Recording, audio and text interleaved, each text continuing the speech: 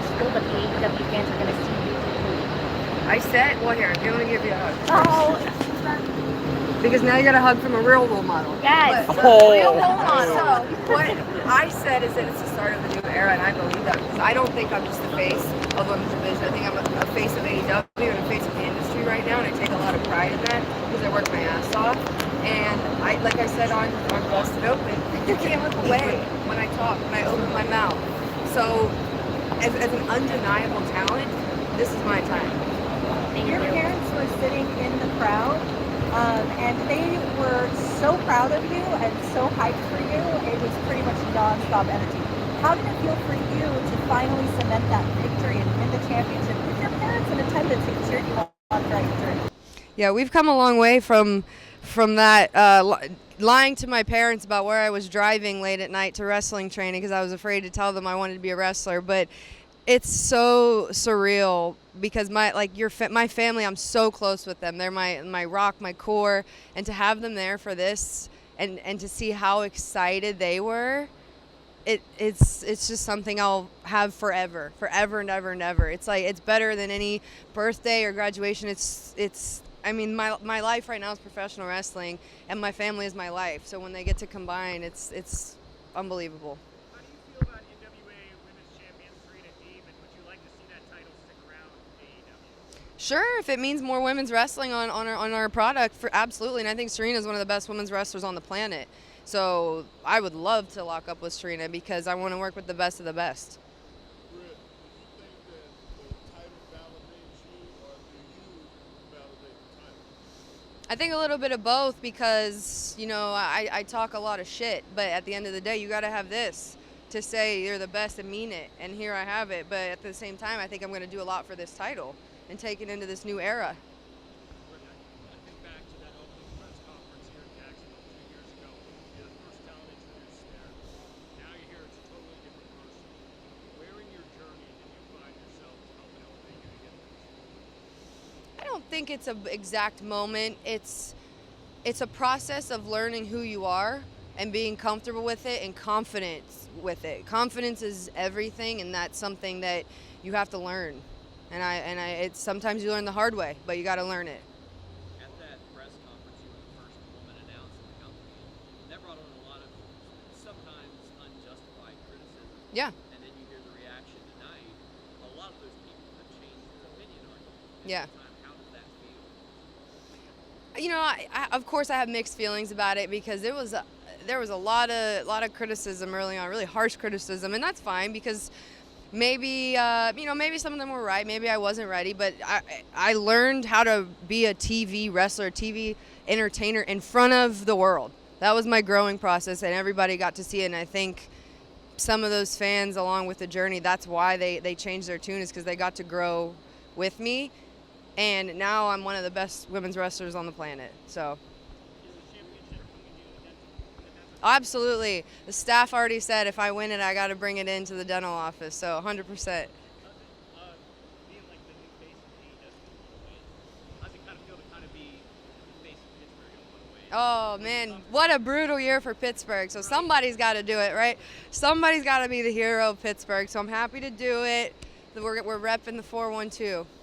Britt, your match against Thunder Rosa a few months back, the sanctioned match, and I feel like since that match, you dropped a lot of blood, obviously sacrificed a lot, but it changed you. It changed your personality, changed your attitude.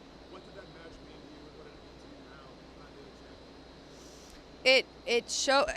It wasn't the match itself. Well, the match itself was absolutely miserable, if I'm being honest with you. I mean, that's something I was hurting from for a long time, but the reaction to the match is what really showed me, like, man, I mean something to professional wrestling right now, and I'm helping change the tides, and that just boosts my confidence even more to coming into this championship title match. So if I am fortunate enough to be such a needle mover in wrestling, which I believe I am, it's time. I have to be the champ, so I had to win. Britt, with all eyes on women's wrestling right now, both the lovers and the haters, how do you feel any pressure right now? Everybody's talking about the fact that you're going to be the face of the AEW women's division. Do you Yeah. feel any pressure? There's always pressure, and if there's not pressure, you probably shouldn't be in this industry. But pressure makes diamonds, and we're shining bright here tonight, right? Yeah. So my family's here. We're gonna, we'll after party, take some shots. We got to do it. We'll call my grandma, tell her I won. So yeah, my family's here. So there's nothing better. I called my boyfriend already. He's super happy. So it's a really cool night, and it's awesome that I have my family here. I just can't get over that enough. Britt, you mentioned that you kind of learned to be a TV wrestler over the past year. Was there a particular piece of advice or a particular move that you had along the way that you feel sort of propelled you an extra step?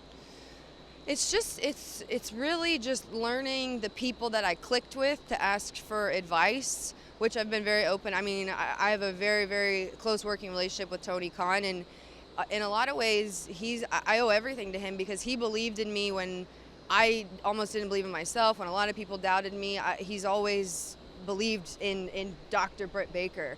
So, I mean, I owe my championship title in some way to having some Tony Khan faith on the line. But Chris Jericho, I say it 100 times. I love picking Ricky Stark's brain. Cody, even though I hate him, he has a great mind for wrestling. Kenny, Jerry Lynn, Dustin. We have so many excellent coaches here. You're an idiot if you don't take advantage of it. And as soon as I really dialed in and was like, hey, I want to be the best, everything just kind of fell into place. Yeah.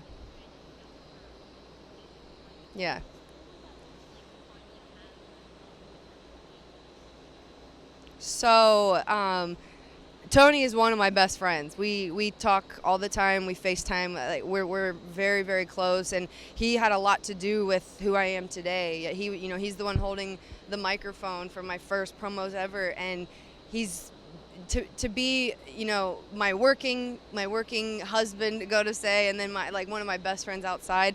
To have him there, it was so important and special. Like, I can't imagine this night without having a hug from Tony Schiavone, because he's such a part of who I am, and it was really special, and I'll always remember what he said to me.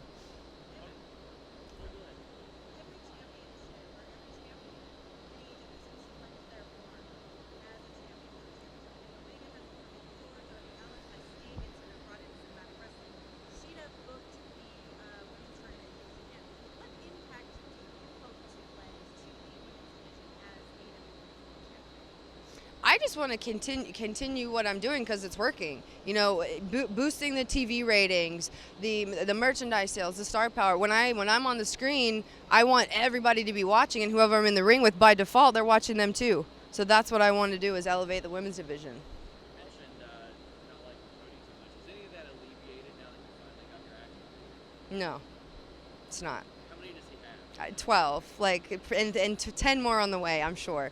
But we'll see who sells better. We'll see. Little Britt's gonna, to the moon. One thing that's great that we don't talk about enough is you and Brett, Yeah. you guys together Yeah. kind of build each other on screen. You have this great chemistry together that kind of helps kind of bring you out the personality. Right. About what it means for both of you to share this moment together and just have her be a part of it. She's just like Tony Schiavone. She's a huge part of of Dr. Britt Baker DMD. I'm never without Reba. And inside the ring, outside of my ring, she's my right-hand woman, and keeps me sane and keeps me a little insane too when I need to be.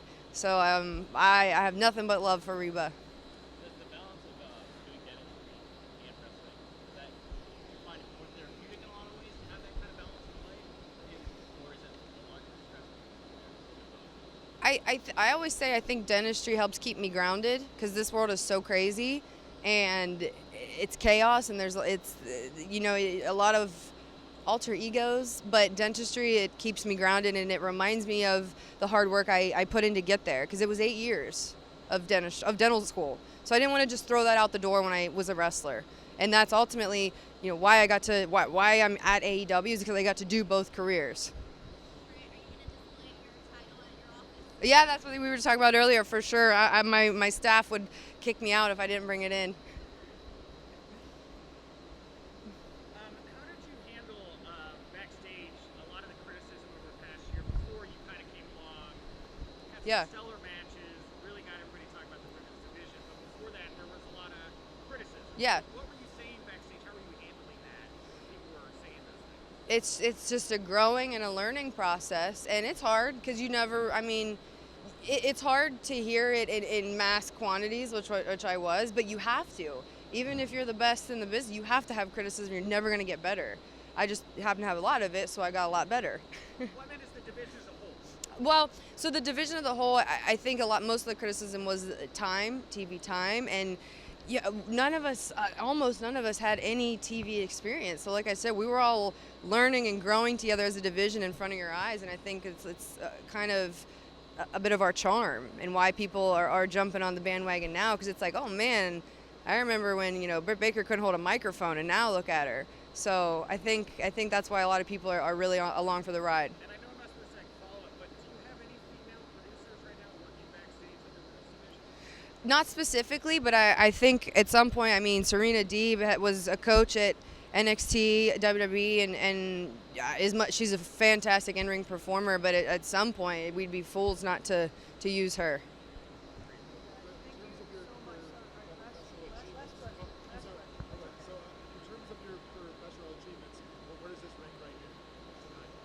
I mean, it's got to be the best of the best. This is AEW Women's Champion.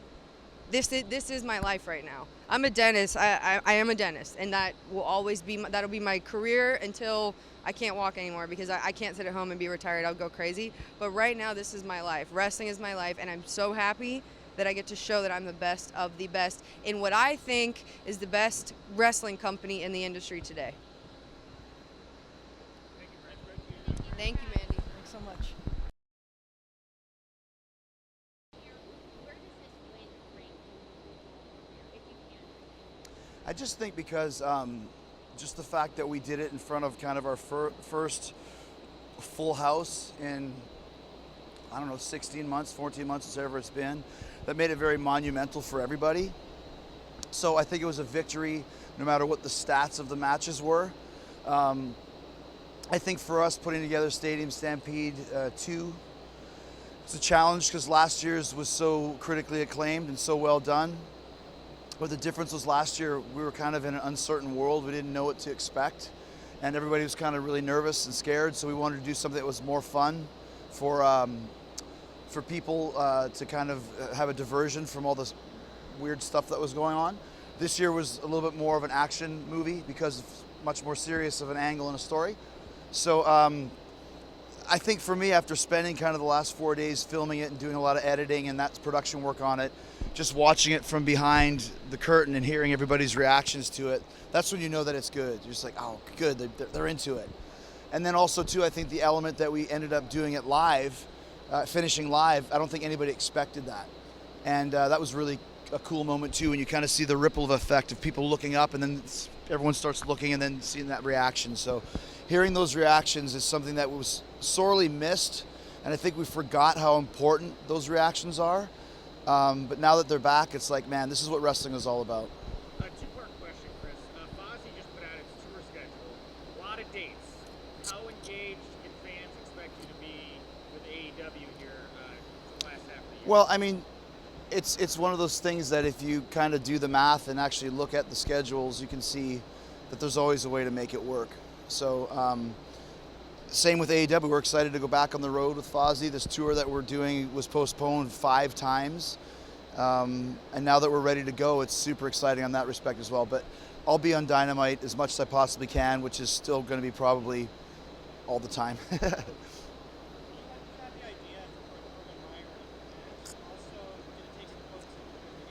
Well, I think the fact that we both have the same boss, it was probably like, come do this.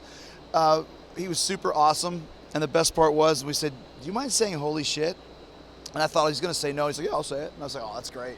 So once again, I think that's one of the fun things about like a great action movie. There's a little levity, and the Urban Meyer scene was great, but we played it straight, so it's not, ha-ha, slapstick comedy.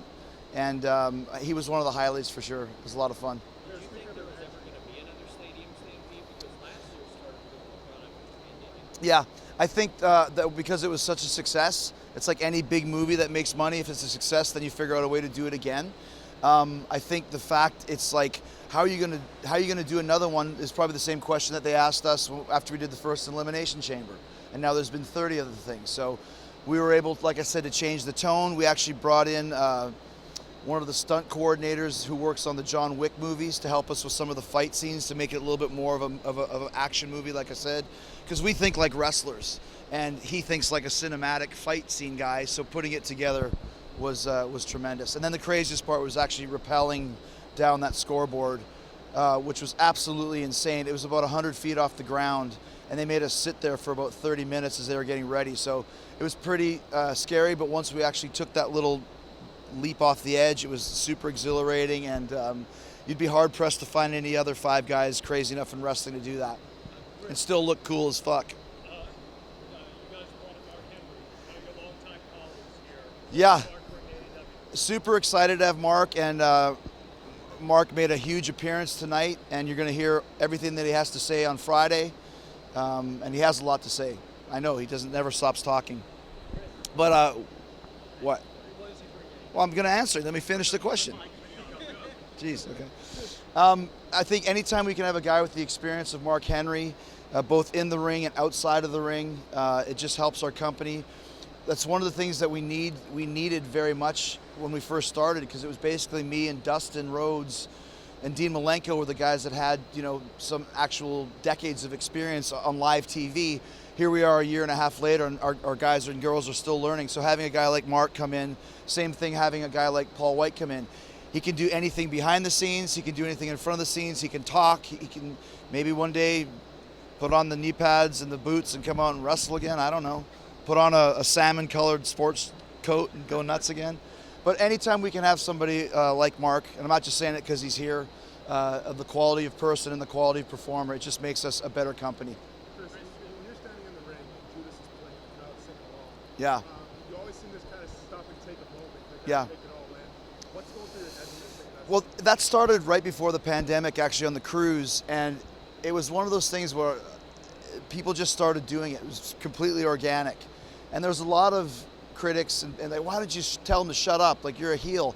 That's not how it works. Pat Patterson taught me years ago, we strive to get reactions. When you get reactions organically, don't step on it. So it became a part of our show, so to speak, and then the pandemic came, we lost the crowds. So when they came back, I was worried if they would still remember. And thankfully they did, but once we started getting like sizable crowds, like a Blood and Guts was like, holy shit, it's back. And then tonight, actually last week, 2 nights ago on Friday was ridiculously great, and tonight as well. So once we start going back on the road again, that'll be one of the highlights of the show. Because when people at home see that, it makes it like the cool place to be, and they want to be a part of it. And like I said, it's completely organic. Chris, your thoughts about having Hispanic talents with you on the inner circle? Say it one more time? Hispanic talents working with you on the inner circle? Yeah. I mean, Hispanic, white, black, Chinese, we don't care. It's just about the talent, and all of those guys. I mean, I speak more Spanish than Sammy Guevara does, as you see. But amazing talent, somebody that we really want to put the spotlight on. He's going to be one of our biggest stars, as we saw tonight, the reaction that he got in the arena. Santana Ortiz, I didn't really even know them when they first came to the Inner Circle, and they're just great human beings, great friends, and just one of the best tag teams you'll ever see, and they will be AEW Tag Team Champions very soon. And then Big Jake, man, I've known him for 10 years, and I always thought he could have been a champion anywhere he was, and he's proving that again. So I think tonight's Stadium Stampede, the way we do things here, nobody's writing anything, you write your own stuff. All we did was like come up with some ideas. Let's do a fight in a freezer. Let's do a fight in a chair room. Let's do a fight through Urban Meyer's offices and that sort of thing. So a club scene, and then the rest is up to the guys. And then we watch it and see what they do, and then kind of piece it together and edit it together properly, and it just turns out to be a piece of magic for sure.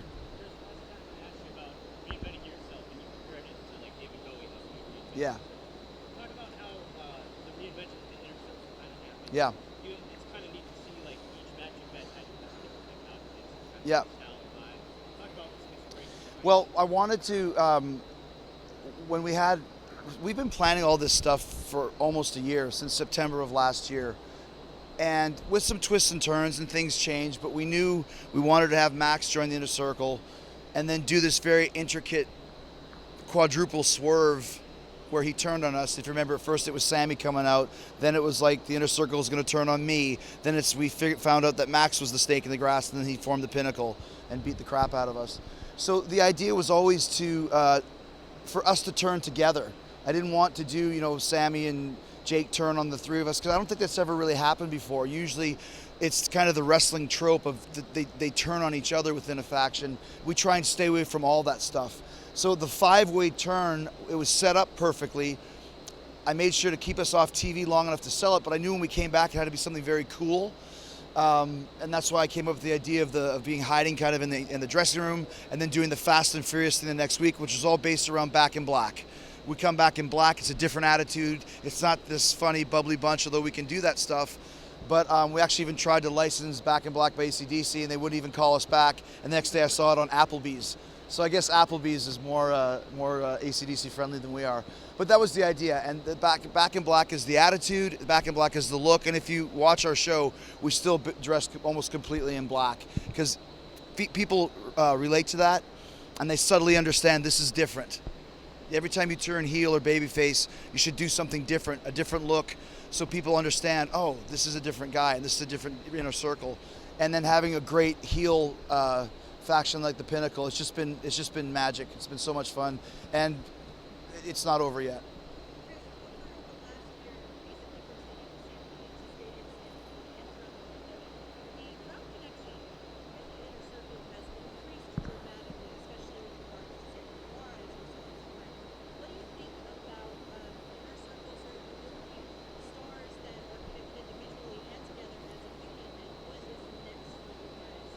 Well, like I said, one of the biggest missions for AEW from the start is to build our own stars. That's how you make a company popular.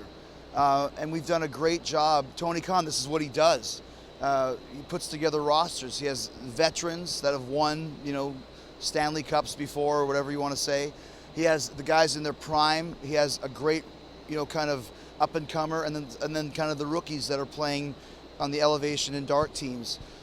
But it's always to build stars. And I know some people are like, oh, there's always so many faces on Dynamite, and that's because we want people to be familiar with who these guys and girls are. Even if they just appear for a second. Well, who's Nick Comoroto? Well, you'll find that out over the next few years. And there's so many factions. Well, to me, I don't ever have a problem with getting as many people on TV as possible, because once again, we're planting seeds so you can see these faces. Some of them will be main eventers, some of them will be middle, but everybody who is signed here is here to be a star. We don't sign people just to sign them. It kind of harkens back to when I first started in WWE in '99, when everybody had something. That's what we want here. We have such a big roster, we try and put as much as we can so that you get familiar with them. Sammy tonight, he won the main event. That's what we want. Shawn Spears never got much of a chance in WWE, and then go through the roster. Wardlow had no interest. FTR came with us. Hager came with us. Santana Ortiz, they were begging them to go to WWE. They said, no way. Sammy, I handpicked him. Same thing. We want to be here for the right reasons, because we believe in our company and we're building it together, and it really feels that way.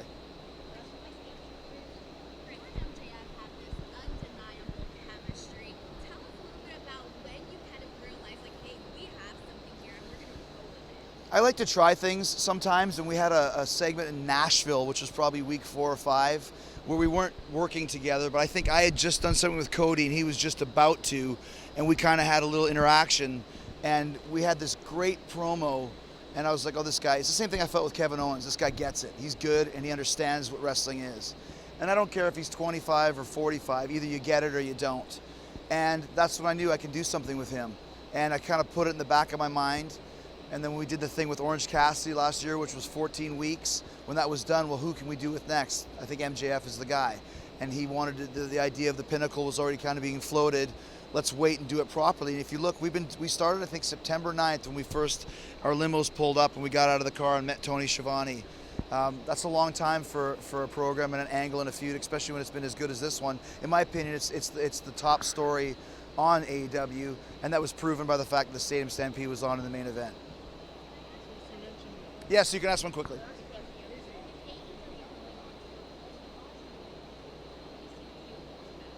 Say it again.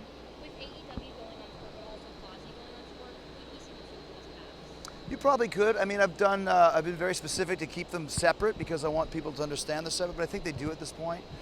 We just had our new single, Sane, came out on Friday. It's already at 250,000 views on YouTube and all that other great stuff. So you never know. Maybe we'll show up one day.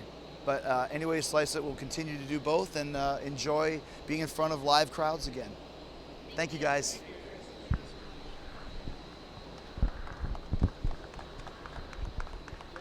One by one, and I'll get everyone. I'm going to stay as late as I can. So please, just one by one. Who's first? Go ahead.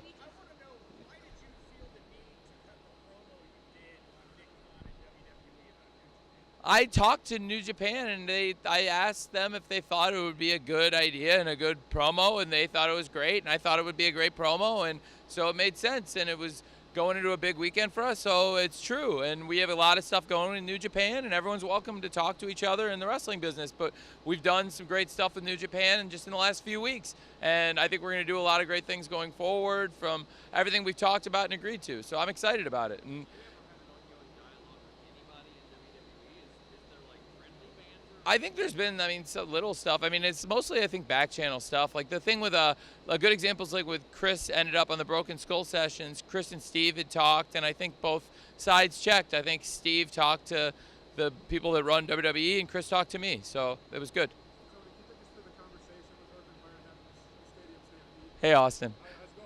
Good to see you. So in the office, which you've been in as a former Jags player, now a great member of the wrestling media here in your home of Jacksonville, it's actually in the coaching offices, in the old office that you would have known at the time as head coach's office. I was in there and we were catching up, and it was at the end of a night, and I asked him if he would mind it before we both split and went home for the night. I had a big favor to ask, and he said, what is it? And I asked him if he could make a little bit of time for me, and he said, absolutely, what can I do for you? And I asked him, and he said, absolutely, I would do that for you. And then he went above and beyond, and he was so gracious and really fun to work with, and he's a great coach and a great man. Thanks for asking.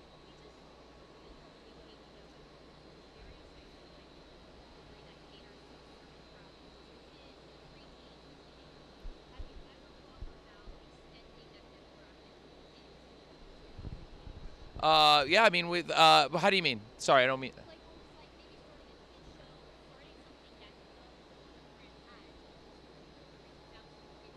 It's a really good question, and I think I have thought about that and how to reach that demographic, and I'm trying to make young stars and do things that are, going to appeal to that demographic. And we have the youngest demographic in wrestling right now, but you're absolutely right. We should be trying to skew younger all the time, and that's a really good thought. Thank you. I'll think about that.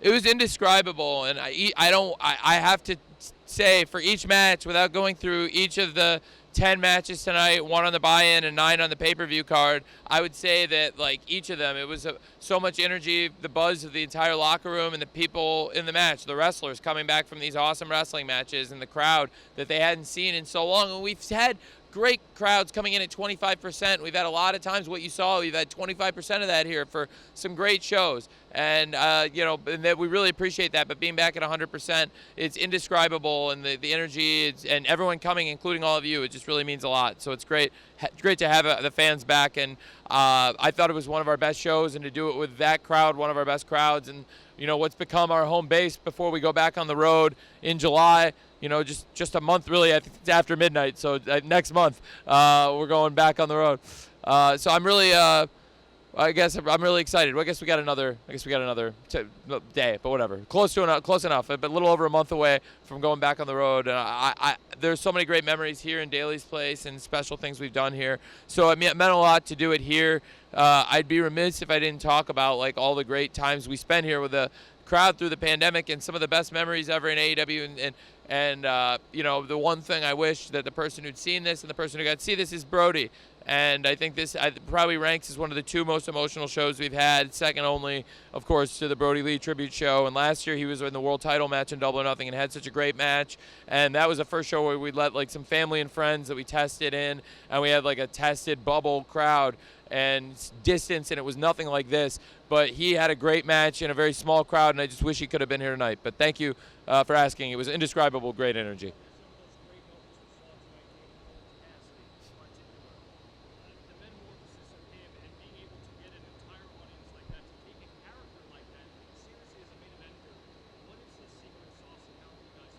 He's one of the best wrestlers in the world, and I've been really keeping it, under wraps, and that was the plan. I've talked about this in interviews before, and he doesn't talk much in interviews, so I've said it. The first year, 2019, the plan was for Orange Cassidy not to wrestle at all, other than like spots and matches as like an active manager and like a few six-mans, where we introduced the idea that Orange Cassidy was a wrestler. He's a brilliant, brilliant wrestler. He's not going to say any of this, give himself credit or toot his own horn, so to speak, but he's like awesome. And the plan for me that nobody knew about, and really even he didn't completely maybe understand, is for Revolution I was building to him and Pac. We actually did a six-man in like late 2019 in Texas on Dark, and it was Pac and TH2, Jack Evans and Angelico, versus the Best Friends, and I was like, getting B-roll. And when Pac wrestled Trent on Dynamite, I was getting B-roll of like Orange and Pac, and nobody thought after the 30-minute Iron Man match plus overtime that Kenny Omega and Pac had in Kansas City just a few days before Revolution in 2020, that like nobody believed that after Pac was out there yelling at Tony Schiavone how he was really upset, nobody believed that Orange Cassidy was going to walk out. And I was upstairs at getting barbecue like 2 hours before the show with Orange Cassidy and the Best Friends and Tony Schiavone. And I told them this entire crowd in Kansas City is going to chant, he's going to try. Just watch. We'll set it. It's going to happen based on everything we've put in place. Totally worked, and I knew the match was going to be off the chain. And it's one of my, again, I would rank that, other than the shows I named, probably my top three emotional and really favorite shows is Revolution 2020 and the match he had with Pac. And tonight, I think, was the best match since then. And no coincidence, the first time he's wrestled in a big match with a crowd since Revolution 2020.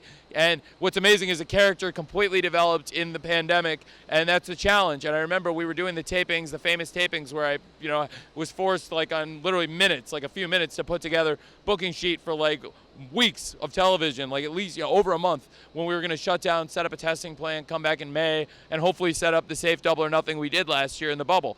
And like he was, setting up his first singles match, which was against Jimmy Havoc, and against him on Dynamite, and it was the first time Orange Cassidy ever wrestled on Dynamite. It was only the second time he wrestled a singles match, and it was really like kind of almost like I don't know if he was ready to do it. I think he thought it was too soon maybe, but we really needed him to step up and do it. We were like thin on talent. It was really important. What's happened in the last like 13 months since then is like he's wrestled Chris Jericho in pay-per-view main events and TV main events. Been in main events with Pac, MJF. Time after time he stepped up, and he's one of the best wrestlers in the world, and I can't say enough about Orange Cassidy. Yeah. Yeah. I'm sorry, sorry.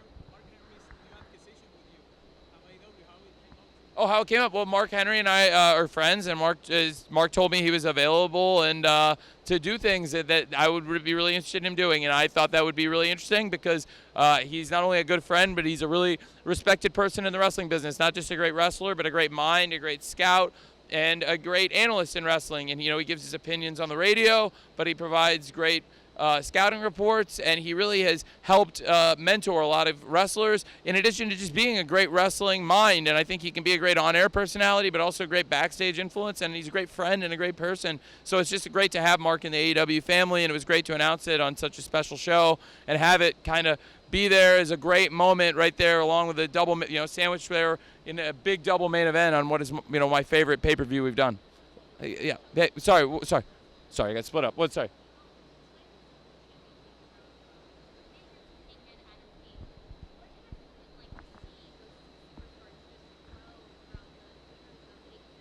It's really cool because I think January 1st, when we came here into Daly's Place, we did a show January 1st of 2020, and it was really pivotal character show for both of them because that was where Britt, in the 4-way world title match, she didn't win the title, but she started to show a dark side, and then later, just weeks later on the Jericho cruise, she talked about Tony Schiavone's previous employment at Starbucks and kind of belittled him, which led to a lot of great character interaction and friendship between them. That is a really big deal now, and Britt grew as a character. But then, really in the last year, Britt grew as a wrestler. And when she says the thing in the promo that, that Sheeta to her helped develop her as a wrestler, and that match was, really influential and important to her in terms of, developing and being there. It's true. Breaking her nose in some ways was the best thing that ever happened to Britt because she came back stronger and better, so that was really great. Hangman on the same show came out to commentary just totally drunk.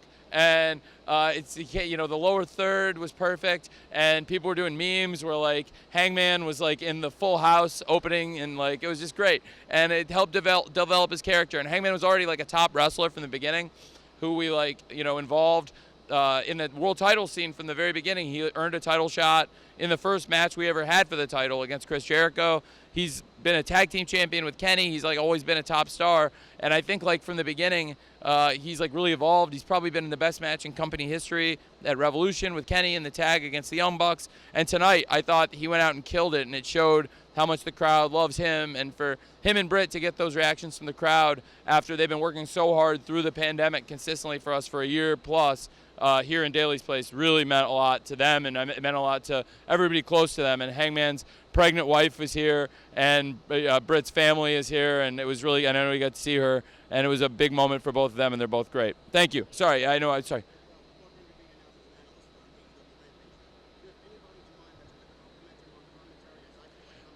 Well, Mark, it's not exactly, I'm not saying he's necessarily going to be the play-by-play or color analyst. He's going to be a big part of the show as an analyst, and we'll explain how through like different segments and his expertise. But I'm not, the commentary team, what exactly it's going to entail in the hosting, Mark's a big part of it, and the rest of the team, I don't want to get...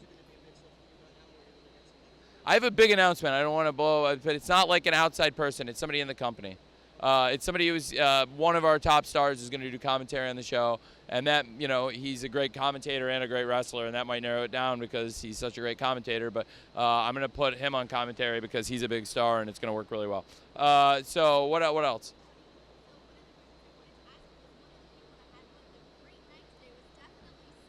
Yes.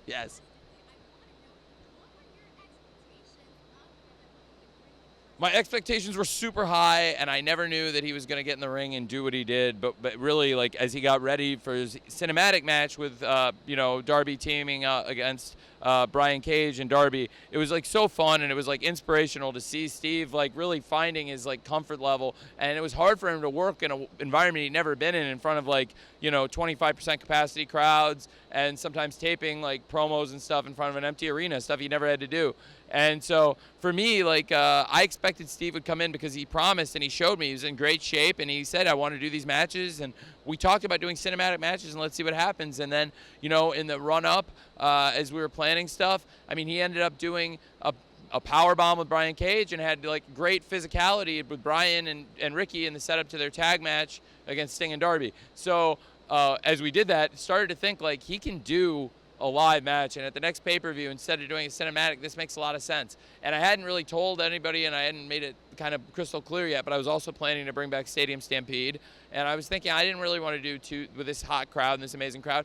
I didn't necessarily want to do two cinematic matches. We could have if it was necessary, because I wanted Sting to be comfortable, and if he was going to wrestle on the show, and I know he wanted to, but he wanted to do it, and he had a great time, and the expectations were very high, but Sting has exceeded, I think, my expectations and everyone's, and that was a great performance for anybody of any levels of experience or time in the business. Tony, this was a developing entrance, huge pop tonight. Obviously, the Jungle Boy entrance is a bigger pop. Do you see a future of maybe licensing some more music for some of these wrestlers and to kind of come to you and ask? As it comes to it, I mean, like, it's like trades in sports, and when you make a trade or a transfer, it takes willing parties on multiple sides. So you can't just like want to buy a song, and you have to get responses. And so it's totally, you never know who's going to bite on it, and sometimes they'll make sometimes people don't even respond, and sometimes they wait a long time and get back to you or right away in some cases. And again, sometimes you're really far apart on money. So we've had really great dealings with a number of publishers and songwriters and singers, so it's been great, and it's really added a lot. And like you said, for Jungle Boy and Mox, and for Mox and Eddie, what a great match they had with the Young Bucks tonight. That's another great match. It's on a great show, I think. And for them, that was a great moment. And Jungle Boy, obviously, for the crowd, and Orange Cassidy, so many great. And really, I got into it when even late last year, when the Cinderella, when I really wanted to get that video for Kenny and Hangman, and I got the rights to Don't Know What You Got Till It's Gone. And then also, of course, again, to go back to Brody and how much we miss Brody, it was really important to me, and I worked when he was not in good health to get the rights to Old 55, and I was hoping we didn't have to use it, but we did, and I think it was really important. That was a big important one too. So we've done a lot with music, and I'll continue to try and make strides and do great things in music. Thank you, Austin. And I'm going to stay and answer as many, so nobody worry about it. What's up?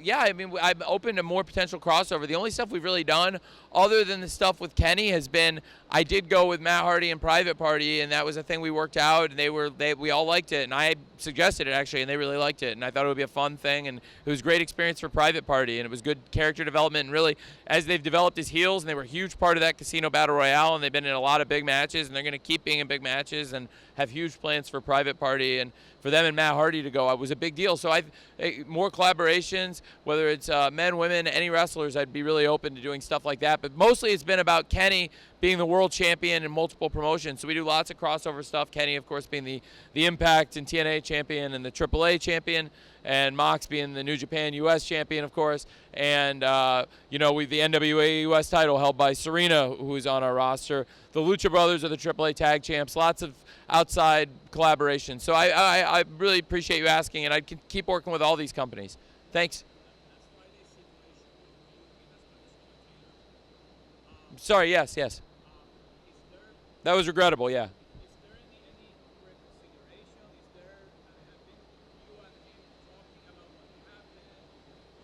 I didn't think there was any excuse, for what I thought it was. I was not happy with it. So after I heard what was said and I was told, and having talked to the other commentators involved, who I also apologized to, I thought it was best for the company to, make the decision we made. So I think it was the right thing to do. What do you think? My reaction was I thought it was a regrettable situation, and I would have handled it very differently than it was handled if I was the commentator, and that's why I thought it was good for us to part ways. Thank you. I have a lot of thoughts on that, and Mark's an important part of that, and there's going to be different presentation, and like I said, it may not just involve Mark being a commentator. It'll be, we're going to be live on August 13th for the premiere on Friday the 13th, and it's going to be Friday the 13th. It's going to be a huge episode, and we'll be live to start, and I've got a lot of live episodes planned. There may be times where we do a classic kind of wrestling taping where we tape 2 shows on a Wednesday maybe, but we're going to be live to start, and I plan for that to be as important a show as any show, just like we've occasionally had to tape some Dynamites, but I think we've done great shows live or tape, but I plan for it to be live out of the gate and be as good a show as we do Rampage. Yes. What else? What's going on?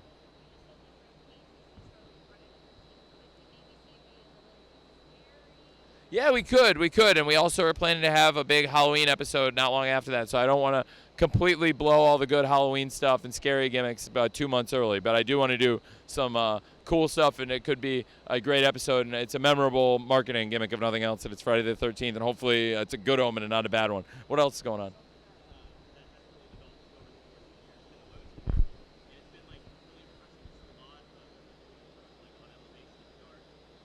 Thanks.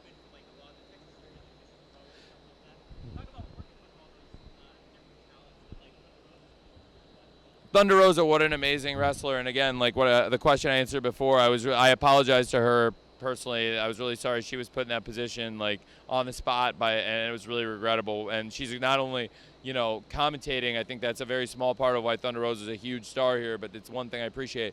Everyone knows Thunder Rosa is a great wrestler. She's a great wrestler for us, great wrestler for the NWA, great wrestler in Texas, a great wrestler for her own promotion. Also a great trainer, developed a lot of great wrestlers. One thing Dark and Elevation have allowed us to do is develop more wrestlers. It's been a developmental system. Look at the reaction that Max Caster and the Acclaim get. Look at the reaction that the Blondes get. These are talents we've developed on Dark and Elevation. Red Velvet's been a great wrestler for us. So we've had a lot of great talents come in, and a lot of people have gotten reps. It's been great, and we've been able to bring in young wrestlers, get a look at them, and develop a lot of talent, and hopefully it's helped a lot of talent. I tried to have the opposite philosophy of trying to make like cuts if I didn't have to. I was trying to grow our company because it's an investment into wrestling for us. Wrestling, it's difficult to do if you don't get reps, and for me, to improve wrestlers, the best way to do it is get them a chance to do it. So by expanding Dark and then by creating Elevation, we brought so many more young talents into the pipeline, and it's been really important for us. So no, thanks for asking. And Thunder Rosa in particular has been one of the reasons that I think Dark and then recently the launch of Elevation have been really great for us. Is she brings in great talent, and she also is a big star, and she will kick off tomorrow night, Elevation, in fact, and it'll be great to have her in action. She's a great wrestler for us. I really appreciate you asking. And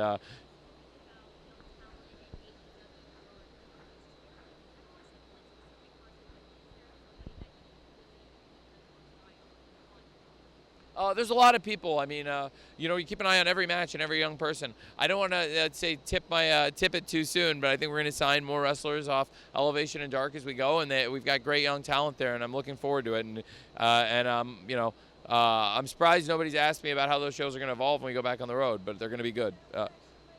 Oh.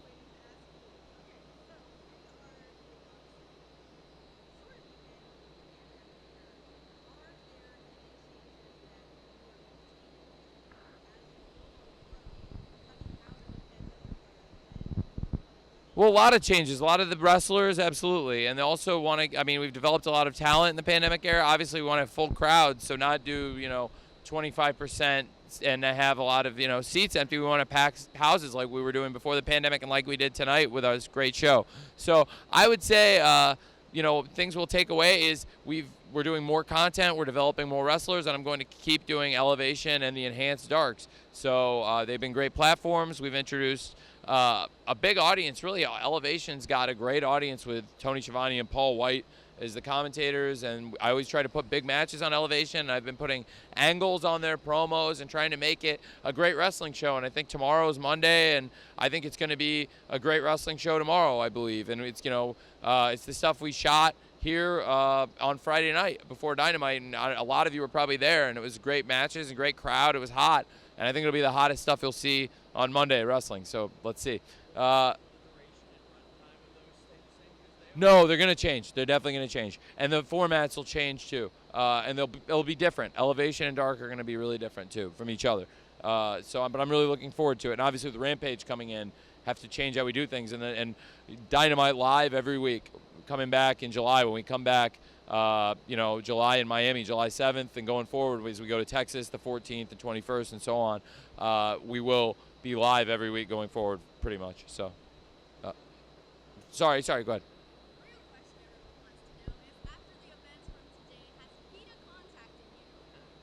About what? The snake? Miro throwing the snake? No, they haven't. I don't know. But do you think they should? Do you think we would take precautions if there was a snake? I don't know. Just think. Did you see a snake? I don't know. There's no. We would never hurt a snake. No, and they shouldn't because nothing happened. So.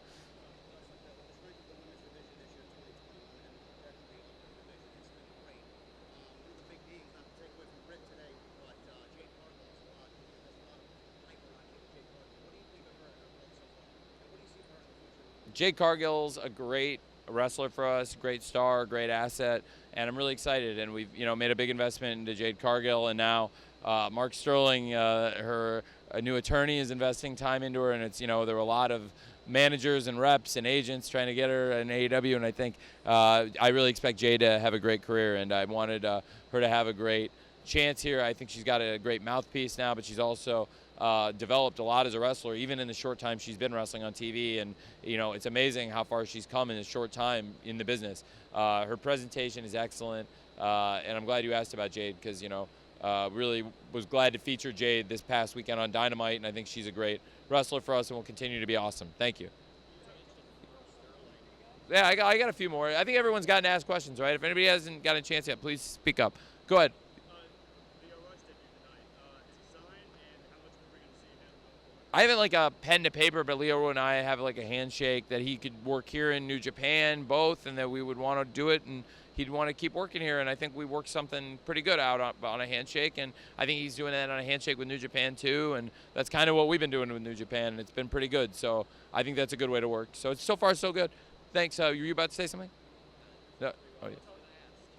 Speaking of contracts, Don Callis is becoming a bigger part of the program, it seems, every week. What's his contractual status with AEW? Don's a big part of our show. I mean, Don's here every week, so Don's with us at AEW. He's a huge part of the team, as Kenny's mouthpiece, Kenny's advisor, and Kenny's on the show every week, and Don's on the show every week and every pay-per-view. And as long as Kenny's the champion, Don's a huge part of AEW. So no, Don's an important member of the team here every week.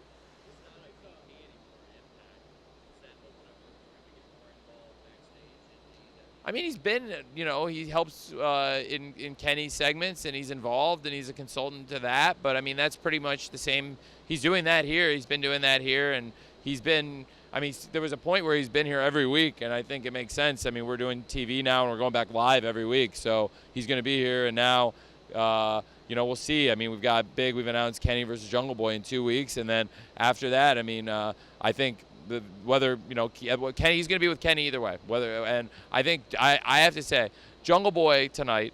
We haven't talked much about it. You brought up the music, but to me that was one of my favorite moments on the show, and it's something I'm really looking forward to. I'm glad you asked about Don, and then leading into asking about him being here more every week. Kenny's defending other titles. He's got the Impact title, the AAA title, and so. We'll see, but I think he's going to be with Kenny wherever Kenny is, and I think Kenny signed here for years, so I think Don's going to be here for years, whether you like it or not.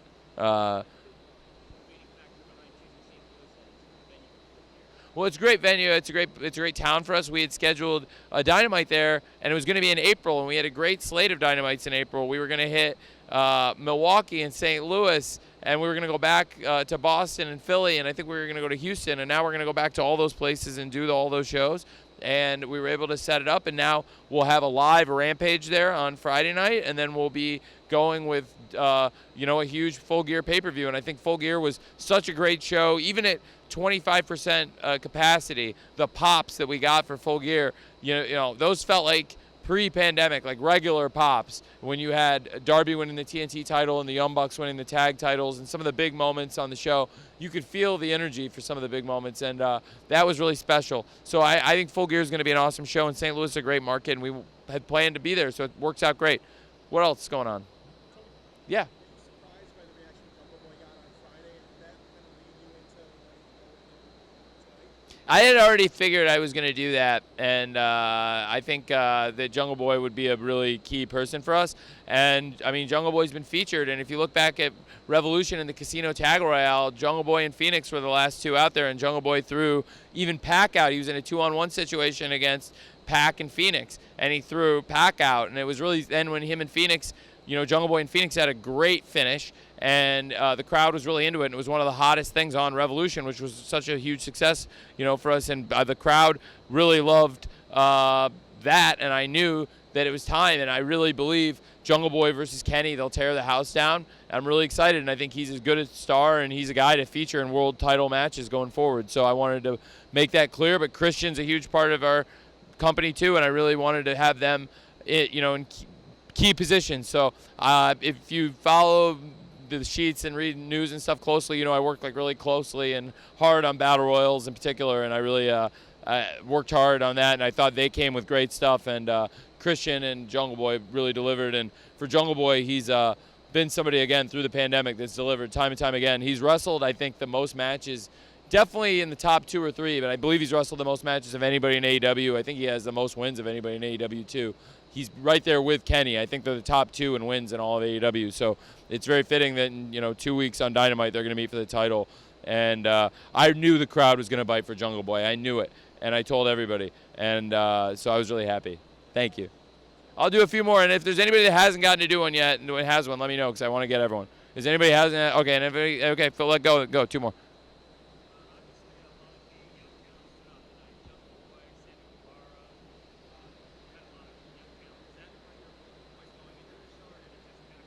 No, I mean, it's wrestling. I mean, you have to have, look, and MJF, we forget how young MJF is, but MJF's a very young wrestler too. And to have Darby and Britt Baker crowned as a champion, and have, Hangman go out and great in the opener. And, again, Sammy Guevara featured out there at the end. We've so many young wrestlers, and then Jungle Boy, like we just spent a lot of time talking about, and Jungle Boy now being in the position going to challenge Kenny for the world title, and having the crowd and having a sellout packed house chanting for him the whole time.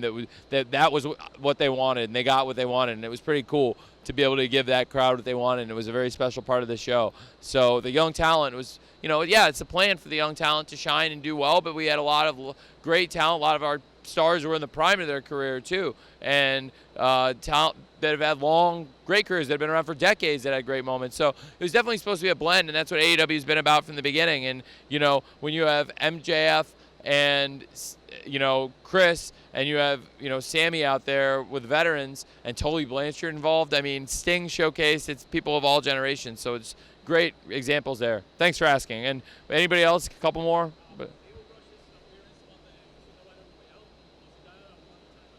No, I was just saying before. He asked before. Sorry, no. We're working on a handshake. I think he's going to come back. Like we have, we'll get to it. And I think I'd like for Leo to come back. He's also doing some stuff for New Japan, so he's got some dates booked right now. But he was free for this, and I'm going to respect the calendar he has, and I'm not going to go out and ask him to cancel indie dates to do stuff for us. And he's got a pretty solid calendar, but he was free for this, and I wanted him to come. I had talked to Leo maybe about coming last year. We weren't able to do. We did the Casino Battle Royale at All Out last year. We weren't able to do it at Double or Nothing because I'll be honest, guys. When I got the roster back together, I didn't have enough people to do a Casino Battle Royale. I threw that show together pretty quick, and it was one of the best pay-per-views we had done, even with 10% capacity tops crowd, maybe probably way less.